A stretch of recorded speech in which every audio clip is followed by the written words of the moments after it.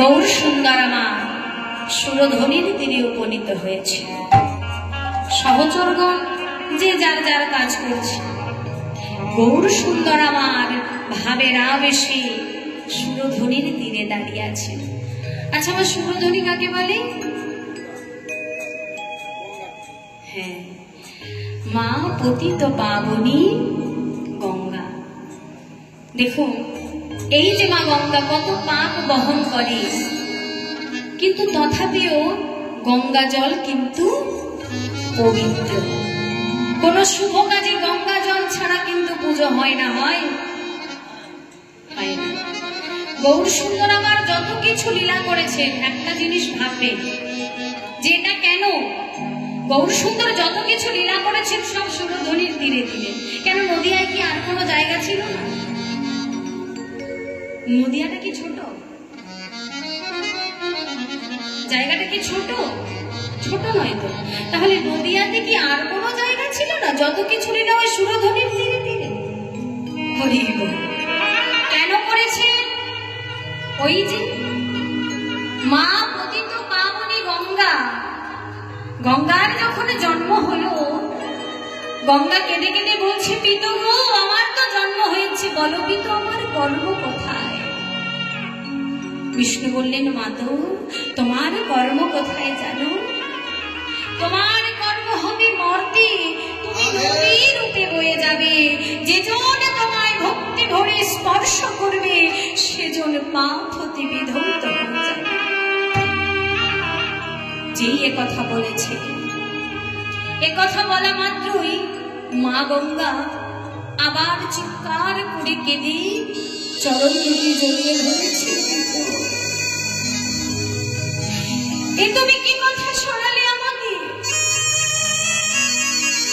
কেন তুমি এমন কথা বলো? আমায় ছুঁয়ে যদি কোনো পাপি তাপি গণে তবে বলো পিত, আমার গতি কি হবে? এত পাপের ঘর আমি কোথায় রাখবো? তুমি আমায় বলে দাও। বিষ্ণু বললেন, মাতো, সে চিন্তা তোমার নেই। তোমার যখন জন্ম দিয়েছি তখন তোমার কর্ম দিয়েছি, আর তোমার পাপ কবে যাবে জানো? তবে শোনো শোনো, যেদিন আমি তোমার তীরে লীলা করব, সেদিন তোমার পাপ সমস্ত বিধৌত হয়ে যাবে।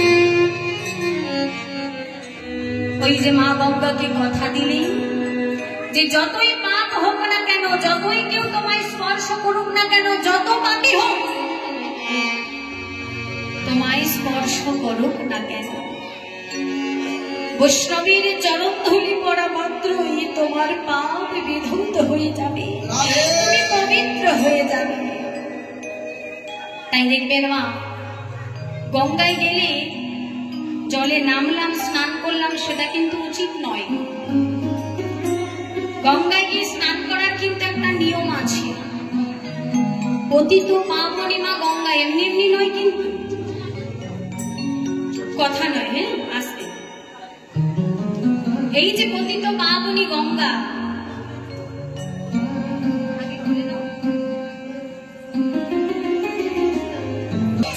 অনেকে আছে, আমরা যে কোনো শুভ কাজে গঙ্গা স্নান করি, করি না মা? করি তো। গঙ্গায় গেলাম আর স্নান করে চলে এলাম, সেটা কিন্তু নিয়ম নয়। গঙ্গায় স্নান করারও কিন্তু নিয়ম আছে। কেমন? প্রথমে শ্রবণ, তারপর দর্শন, তারপর চুম্বন, তারপর তুমি স্নান করো। কেমন? প্রথমে দূর থেকে দাঁড়িয়ে ওই যে পতিত পাবনী মা গঙ্গার যে স্রোত বয়ে যায়, স্রোতটা যে বয়ে যায়, সেই শব্দটা শ্রবণ করতে হবে। সবাই পারে কি গো মায়েরা? দূর থেকে দাঁড়িয়ে ওই সুরধ্বনির গুলো শব্দটা সবাই শ্রবণ করতে পারে? হরি বল। শ্রবণ করতে হবে, তারপর দর্শন, ভালো করে দর্শন করতে হবে, তারপর স্পর্শ, স্পর্শ করতে হবে, তারপর জল তুলে, অঞ্জলিতে জল তুলে তাকে চুম্বন করতে হবে, তারপর মস্তকে ধারণ, মাথায় নিতে হবে।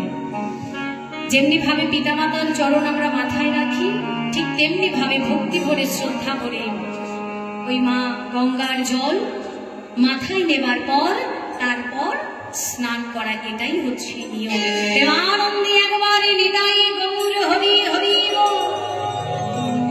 মায়েরা মনে থাকবে তো? কোনো ভুল ত্রুটি হয় আমাকে ক্ষমা করবেন, কেমন? বলেছি ভুল তো হবেই। হরে কৃষ্ণ। তাই এই যে পতিত পাবনী মা গঙ্গা, আজকে এই সুরধ্বনির তীরে আমার গৌর সুন্দর ভাবে নাম এসে পুরবের কথা মনে পড়েছে, মানে সেই দাপর যুগের কথা। বৃন্দাবন লীলা গড়ানে মনেতে পড়িল যমুনার ভাব সুর ধ্বনি রে করে, সুর ধ্বনি ধ্বনি রে কহিল। মহাপ্রভু আমার সুরধ্বনির তীরে মা গঙ্গার সামনে দাঁড়িয়ে দর্শন করছেন যমুনা। যমুনাকে দর্শন করে এবার ডাকছে, দেখুন কেমন ভালো। যমুনা, ও যমুনা, যমুনা, যমুনা, যমুনা, ও যমুনা, তুমি কি গো সেই যমুনা?